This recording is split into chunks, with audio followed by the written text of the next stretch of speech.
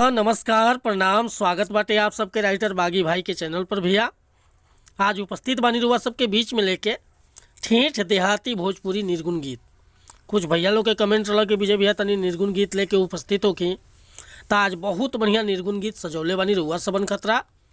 और दिल से बताओ तनी भैया कि अगर और ऊँचा सुर बा, अगर ऊँचा सुर से गावत तनी आप बढ़िया म्यूजिक मिल जाता, बढ़िया ढंग से गायकी कर देता नहीं तो गाना 100% लाजवाब बाटे रुआ खतरा। तो चलिए मैटर के शुरुआत कल जा कि कैसे गावे के बा, का एक धुन बा, का लय बा।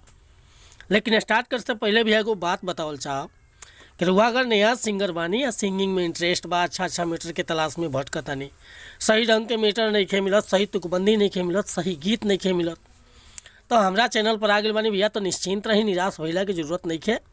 रुआ जैसन भी मैटर चाहत हो कब लिखवावे के बिल्कुल उचित चार्ज पर रुआ के फर्स्ट क्लास के मैटर मिली भैया। चाहे रुआ हिंदी में लिखवाई और चाहे भोजपुरी में लिखवाई, हम हर तरह के मैटर लिखे नहीं, जैसे कि रंगदारी सॉन्ग, सैड सॉन्ग, लोकगीत, लव सॉन्ग, और चाहे पूर्वी गीत, निर्गुण गीत, चाहे सीजनली कोनो प्रकार के गाना, चाहे भक्ति भजन, हर तरह के मैटर रुआ के मिली भैया बिल्कुल उचित चार्ज पर। और मैटर में कोनो प्रकार के कंप्रोमाइज़ ना, मैटर हुआ जैसन चाहत हो वैसन मैटर हुआ के मिली।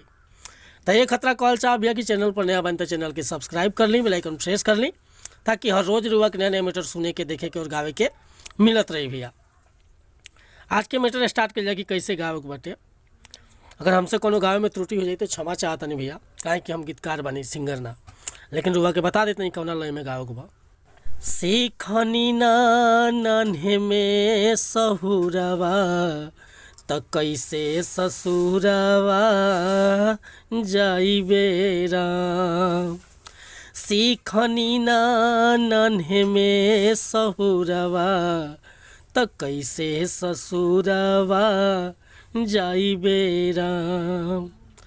कैसे रहब बाबूजी से दूरवा, रहब कैसे बाबू जी से दूरवा त कैसे ससुरवा जाइबे राम।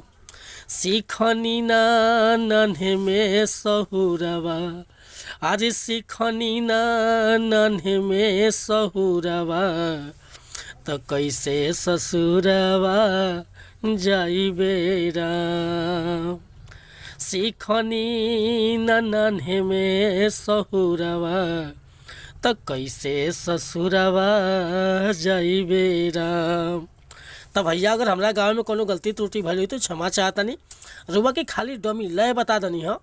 अगर ये गाना पसंद बा, फुल गीत लिखवावे के चाहता नहीं तो बेहिचक हमारा व्हाट्सअप नंबर पर संपर्क कर सकीले। व्हाट्सअप के नंबर बा 8874473128। अगर वीडियो पसंद आई हो तो एगो लाइक करब, कमेंट करब, आ चैनल पर नया होखम तो रिक्वेस्ट बा चैनल के सब्सक्राइब कर ले।